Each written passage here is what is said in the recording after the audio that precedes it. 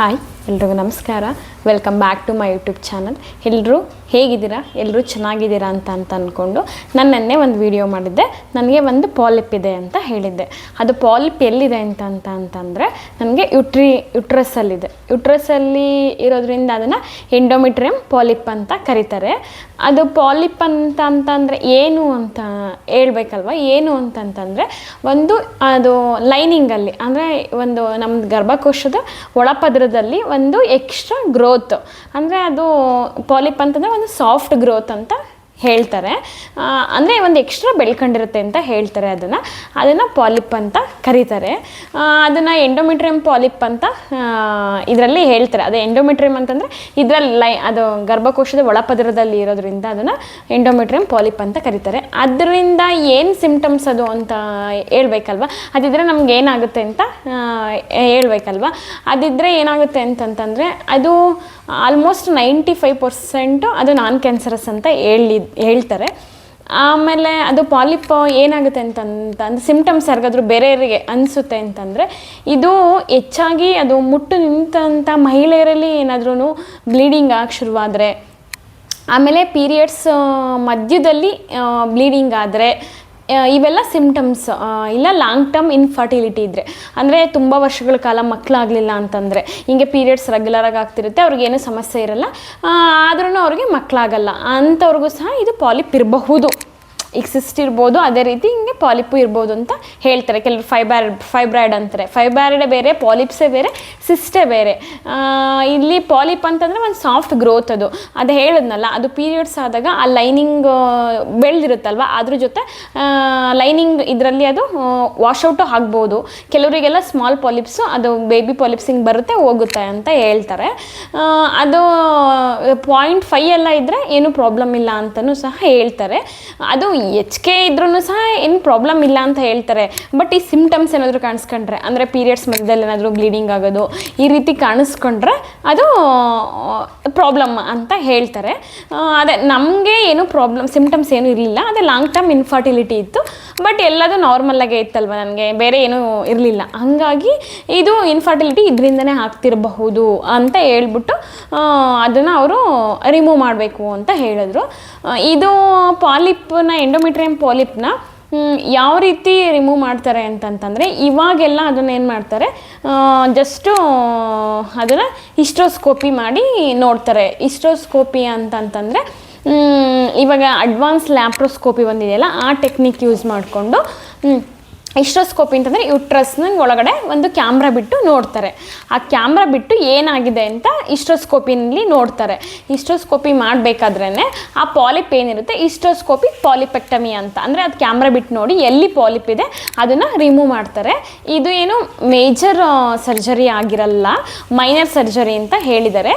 ಮತ್ತು ಯಾವುದೇ ರೀತಿ ರೆಸ್ಟ್ ಎಲ್ಲ ಏನೋ ಬೇಕಿರಲ್ಲ. ಇದು ಬೆಳಗ್ಗೆ ಕೆಲವೊಂದು ಹಾಸ್ಪಿಟ್ಲುಗಳಲ್ಲಿ ಹೆಂಗೆ ಅಂತಂದರೆ, ಬೆಳಗ್ಗೆ ಬಂತಂದರೆ ನೈಟ್ ಅಡ್ಮಿಟ್ ಆದರೆ ಬೆಳಗ್ಗೆ ಸರ್ಜರಿ ಮಾಡ್ತಾರೆ, ಸಂಜೆ ಅಷ್ಟೊತ್ತಿಗೆ ಅದನ್ನು ಡಿಸ್ಚಾರ್ಜ್ ಮಾಡ್ತಾರೆ.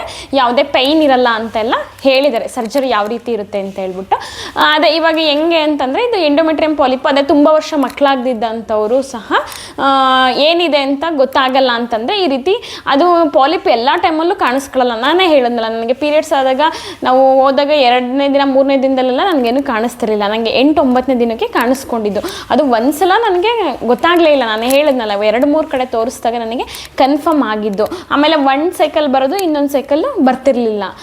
ಹಂಗೆಲ್ಲ ಅದು ಬರ್ತಿರ್ಲಿಲ್ಲ ಅಂದರೆ ಕಾಣಿಸ್ತಿರ್ಲಿಲ್ಲ ಅನಿಸುತ್ತೆ. ಹಾಗಾಗಿ ಅದು ನನಗೆ ಕನ್ಫರ್ಮ್ ಮಾಡ್ಕೊಳ್ಳೋಕ್ಕೆ ನನಗೆ ತುಂಬ ದಿನ ಬೇಕಾಗಿತ್ತು. ಅದು ಇದೇ ಇಲ್ಲ ಅಂತ ಕನ್ಫರ್ಮ್ ಮಾಡ್ಕೊಳ್ಳೋದಕ್ಕೆ ತುಂಬ ದಿನ ಬೇಕಾಯಿತು. ಹಾಗಾಗಿ ಯಾರಾದ್ರೂ ಈಗ ಆಗ್ತಿರುತ್ತೆ ಎಲ್ಲರಿಗೂ ಅಂದರೆ ಹೇಳೋಕ್ಕಾಗಲ್ಲ. ಕೆಲವರಿಗೆಲ್ಲ ಅಕಸ್ಮಾತ್ ಮಧ್ಯದಲ್ಲಿ ಏನಾದ್ರು ಬ್ಲೀಡಿಂಗ್ ಆಗ್ತಿದ್ರೆ ಅಂಥವ್ರು, ಅಂದರೆ ಪೀರಿಯಡ್ಸ್ ಬ್ಲೀಡಿಂಗ್ ಸ್ಟಾಪ್ ಆಗಿ ಮತ್ತೆ ಬ್ಲೀಡಿಂಗ್ ಏನಾದರೂ ಮಧ್ಯದಲ್ಲಿ ಪೀರಿಯಡ್ಸ್ ಬರೋದಕ್ಕಿಂತ ಮೊದಲು ಬ್ಲೀಡಿಂಗ್ ಆಗ್ತಿದ್ರೆ, ಇಲ್ಲ ಕೆಲವರಿಗೆಲ್ಲ ಲಾಂಗ್ ಟರ್ಮ್ ಈ ಥರ ಇನ್ಫರ್ಟಿಲಿಟಿ ಅಂದರೆ, ಈಗ ನಾವು ಕೆಲವು ನಾವು ಒಂದು ಕಲ್ಪನೆಯಲ್ಲಿ ಇರ್ತೀವಿ ಹೆಂಗೆ ಅಂತಂತಂದರೆ ಒಂದು ಮಗು ನಾರ್ಮಲಾಗಿ ಆಗಿದೆ ಅಂದರೆ ಇನ್ನೊಂದು ಮಗುನೂ ನಾರ್ಮಲಾಗಿ ಆಗುತ್ತೆ ಅಂತ ಅಂದ್ಕೊಂಡಿದ್ವಿ. ಅದು ನಾವು ಕೇಳ್ತಾನೆ ಬಂದಿದ್ವಿ ಹಿಂದಿನ ಕಾಲದಿಂದನೂ. ಬಟ್ ಈ ಥರ ಇದ್ದಾಗ ಆಗಲ್ಲ, ಏನೂ ಮಾಡೋಕ್ಕಾಗಲ್ಲ. ಅಂದರೆ ಅವರಿಗೆ ನಾವು ಆಗುತ್ತೆ ಅಂತಲೇ ನಾವು ವೆಯ್ಟ್ ಮಾಡ್ಕೊಂಡು ಕೂತ್ಕೊಂಡ್ರೂ ಸಹ ಆಗಲ್ಲ. ಯಾಕೆಂದರೆ ಈ ಥರ ಎಲ್ಲ ಪ್ರಾಬ್ಲಮ್ ಇದ್ದಾಗ ಯಾವಾಗ ಬರುತ್ತೆ ಅಂತ ಹೇಳೋಕ್ಕಾಗಲ್ಲ. ಇದು ಫಸ್ಟ್ ಪ್ರೆಗ್ನೆನ್ಸಿಲಿ ಇದರಲ್ಲೇ ಬಂದಿರಬಹುದು, ಮೊದಲೇ ಬಂದಿರಬಹುದು, ಇಲ್ಲ ಸೆಕೆಂಡ್ ಪ್ರೆಗ್ನೆನ್ಸಿಗಾರು ಬರಬಹುದು. ಒಟ್ಟರೆ ಇನ್ಫರ್ಟಿಲಿಟಿ ಇದ್ರೂ ಸಹ ಇದನ್ನು ನಾವು ಚೆಕ್ ಮಾಡಿಸ್ಬೇಕಾಗುತ್ತೆ. ಅದು ಸರ್ಜರಿ ಸಹ ಮೈನರ್ ಆಗಿರುತ್ತೆ ಅಂತ ಹೇಳಿದ್ದಾರೆ. ಹಾಗಾಗಿ ಇದು ಏನಕ್ಕೆ ಬರುತ್ತೆ ಪಾಲಿಪ್ ಅಂತಂದರೆ ಅದೇ ಹೇಳಿದ್ನಲ್ಲ, ಕೆಲವರು ಇದಕ್ಕೆ ಬರುತ್ತೆ ಅಂತ ಹೇಳೋಕ್ಕಾಗಲ್ಲ ಅಂತ ಹೇಳಿದ್ರು ಒಬ್ಬರು ಡಾಕ್ಟ್ರು ನನಗೆ. ಇನ್ನೊಬ್ಬರು ಡಾಕ್ಟ್ರು ಹೇಳಿದಷ್ಟೇ ಅದು ಹಾರ್ಮೋನ್ ಇಂಬ್ಯಾಲೆನ್ಸಿಂದನೇ ಆಗಿರೋದು ಕಣಮ್ಮ. ಇದು ಅದೇ ಪ್ರೊಜೆಸ್ಟ್ರಾನ್ ಮತ್ತು ಈಸ್ಟ್ರೋಜನ್ ಲೆವೆಲ್ಲು ಒಂದೇರುಪೇರು ಆಗಿದ್ದಾಗ ಇದು ಆಗುತ್ತೆ ಅಂತ ಹೇಳಿದ್ರು. ಅದು ಕೆಲವರಿಗೆಲ್ಲ ಅದು ಬಂದು ಹೋಗ್ಬಿಡುತ್ತೆ ಅಂತ ಹೇಳ್ತಾರೆ. ಬಟ್ ಹಿಂಗೆ ಲಾಂಗ್ ಟರ್ಮ್ ಇದ್ದಾಗ ಅದನ್ನು ರಿಮೂವ್ ಮಾಡಿಸೋದು ಒಳ್ಳೆಯದು. ಬಟ್ ನಿಮ್ಗೆ ಏನಾದರೂ ಇನ್ಫರ್ಟಿಲಿಟಿ ಇದ್ದಾಗ ಇದರಿಂದನೇ ಅಂತ ಅಂದ್ಕೊಂಡು ನಾವು ರಿಮೂವ್ ಮಾಡಿಸೋದು ಬೆಟರ್ ಅಂತ ಹೇಳಿದ್ರು ನಮಗೆ. ಹಾಗಾಗಿ ಯಾರಾದ್ರೂ ಈಗ ಒಂದು ಮಗು ಆಗಿ ಇನ್ನೊಂದು ಮಗುಗೇನೋ ತುಂಬ ಗ್ಯಾಪ್ ಇದ್ದಾಗ ಅಂಥವ್ರು ಈಗ ನಾರ್ಮಲಾಗಿ ಆಗುತ್ತೆ. ಎಲ್ಲರೂ ನಾವು ಸುತ್ತಮುತ್ತ ಕೇಳಿದ್ದೀನಿ, ನಮ್ಮ ಸುತ್ತಮುತ್ತ ಅಂತೂ ನಾನು ಕೇಳಿದ್ದೀನಿ, ಒಂದು ಮಗು ನಾರ್ಮಲ್ ಆದರೆ ಇನ್ನೊಂದು ಮಗುನೂ ನಾರ್ಮಲಾಗಿ ಆಗುತ್ತೆ ಅಂತ ನಾವು ಕಾಯ್ಕೊಂಡು ಕುತ್ಕೊತಿದ್ದು ನಿಜ ನಮ್ಮ ಕಡೆಯಲ್ಲೆಲ್ಲ. ನಾನು ಹಾಗಾಗಿ ಏನಾದರೂ ನೀವು ಆಗುತ್ತೆ ಅಂತ ವೆಯ್ಟ್ ಮಾಡೋದಕ್ಕಿಂತ ಒಂದ್ಸಲ ತೋರಿಸೋದು ಒಳ್ಳೆಯದು. ಆಮೇಲೆ ಪೀರಿಯಡ್ಸ್ ಮಧ್ಯದಲ್ಲಿ ಈ ಥರ ಬ್ಲೀಡಿಂಗ್ ಆದ್ರೂ ಓದೊಳ್ಳೆಯದು. ಮತ್ತು ಮುಟ್ಟು ನಿಂತಹ ಮಹಿಳೆಯರಲ್ಲಿ ಮತ್ತೆ ಏನಾದರೂ ಅವರಿಗೆ ಬ್ಲೀಡಿಂಗ್ ಕಾಣಿಸ್ಕೊಂಡಾಗ ಈ ರೀತಿ ಆದಾಗೂ ಸಹ ಅವರು ತಕ್ಷಣ ಹಾಸ್ಪಿಟ್ಲಿಗೆ ಹೋಗೋದು ಒಳ್ಳೆಯದು. ಯಾಕೆಂತಂದರೆ ಅಂಥ ಟೈಮಲ್ಲೆಲ್ಲ ಆದಾಗಲೆಲ್ಲ ಅದು ಲೈನಿಂಗು ಅದು ಎಂಡೋಮೆಟ್ರಿಯಮ್ ಇರುತ್ತಲ್ವ, ಅದೇನಾದರೂ ಅವರಿಗೆ ಚೇಂಜಸ್ ಆಗಿ ಅದು ದಪ್ಪ ಥಿಕ್ನೆಸ್ ಏನಾದರೂ ಆಗಿ ಅದು ಎಲ್ಲ ಕ್ಯಾನ್ಸರಿಗೆ ತಿರುಗೋ ಚಾನ್ಸಸ್ ಎಲ್ಲ ಇರುತ್ತೆ ಅಂತೆಲ್ಲ ಹೇಳಿದ್ರು. ಹಾಗಾಗಿ ಅಂಥವರು ಸಹ ಯಾರೂ ನೆಗ್ಲೆಕ್ಟ್ ಮಾಡ್ಕೊಂಬಿಡಿ.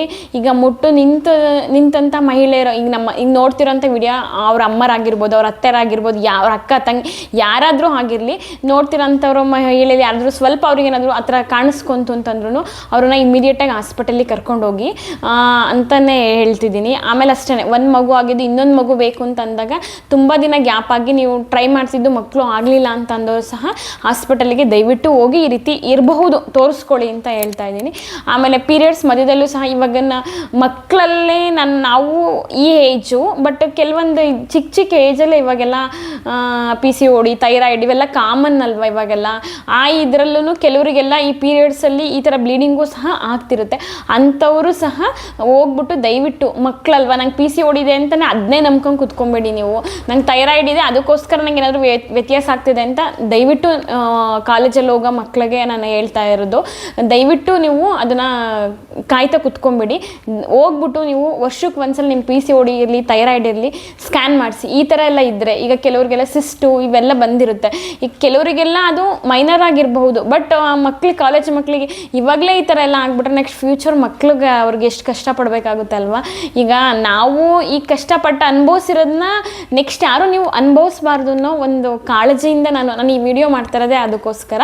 ಯಾಕೆಂತಂದರೆ ನಾವು ಅನುಭವಿಸಿದ್ದು ನೆಕ್ಸ್ಟ್ ಯಾರು ಗೊತ್ತಿಲ್ಲದಲ್ಲೇ ಇರಲಿ ಯಾರಿಗೂ ಸಹ ಅನುಭವಿಸೋದು ಬೇಡ.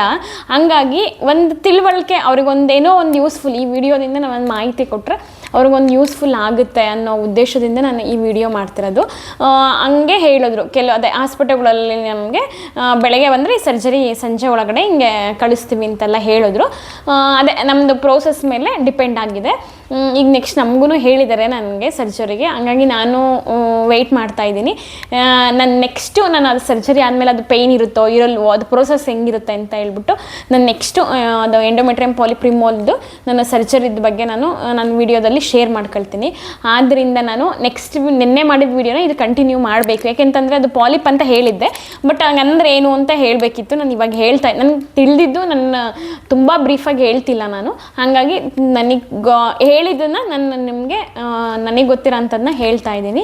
ದಯವಿಟ್ಟು ಈ ಸಿಂಪ್ಟಮ್ಸ್ ಕಾಣಿಸ್ಕೊಂಡ್ರೆ ನಿಮ್ಮ ಮನೆಗಳಲ್ಲೇ ಆಗಲಿ, ನಿಮ್ಮ ಇದರಲ್ಲೇ ಆಗಲಿ, ಯಾರಿಗೇ ಆಗಲಿ ಒಂದ್ಸಲ ಆಸ್ಪತ್ರೆಗೆ ನೀವು ಹೋಗ್ಬಿಟ್ಟು ತೋರಿಸ್ಕೊಳ್ಳಿ ಅಂತ ಹೇಳ್ತಾ ಈ ವಿಡಿಯೋನ ಎಂಡ್ ಮಾಡ್ತಿದ್ದೀನಿ. ಎಲ್ರಿಗೂ ಧನ್ಯವಾದ.